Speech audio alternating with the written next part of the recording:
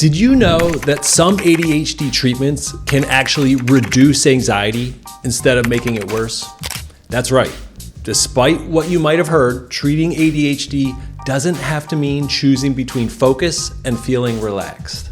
Let's talk about it. I'm Dr. David Danish, a psychiatrist specializing in ADHD and anxiety. And if you've ever felt like ADHD treatment is a trade-off between getting things done, being on task, versus feeling at ease, stick with me, because you might be surprised by what the research says and what my experience says.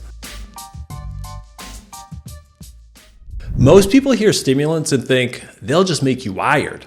But for people with ADHD, they actually have the opposite effect. Stimulants like Adderall, Vyvanse, Focalin, they filter out distractions, they improve focus, meaning less stress from unfinished tasks, forgotten deadlines, your mind going all over the place rather than focusing on the present situation. And in some cases, that reduction in chaos can ease anxiety as well. There's even evidence that modafinil, a stimulant-like medication often used off-label for ADHD, can enhance focus and lower anxiety levels.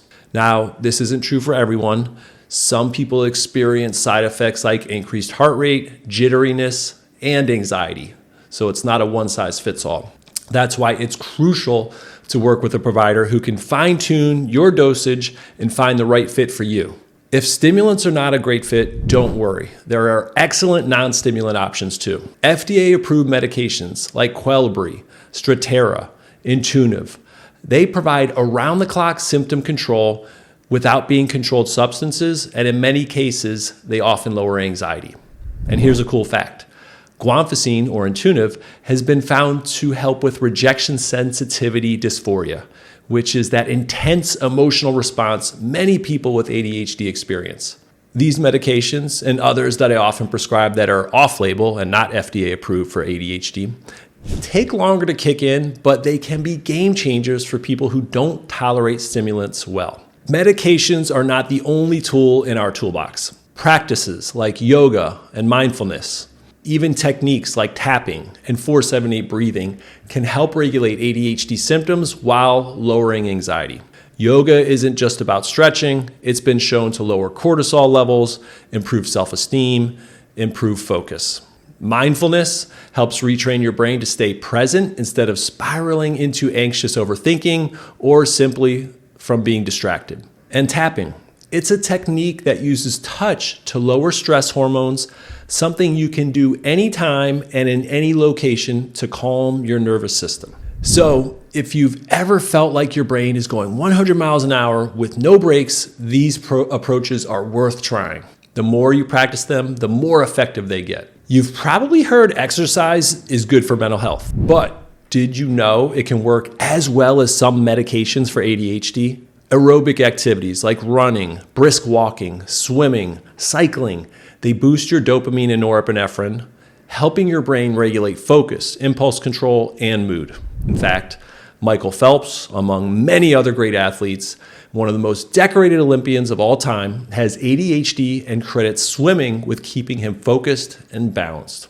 And the best part, even just 10 to 20 minutes a day can make a noticeable difference. What you eat plays a huge role in how your brain functions. A diet rich in whole grains, lean proteins, and healthy fats can stabilize mood and improve focus. And here's a fun fact. Green tea, which contains L-theanine, activates the prefrontal cortex similar to ADHD medications, but often without the jittery side effect. On the flip side, the ultra-processed foods, artificial dyes, foods high in sugar, can spike dopamine temporarily, but this leads to very fast and extreme crashes, which make focus and anxiety worse. So next time you reach for that snack, think, is this feeding my focus or feeding my frustration? Managing ADHD and anxiety doesn't have to be an either-or decision. With the right combination of treatment, whether that's stimulants, non-stimulants, supplements, lifestyle changes, or all of the above, you can have both focus and calm. If you found this video helpful, make sure to like and share it with someone who needs this information.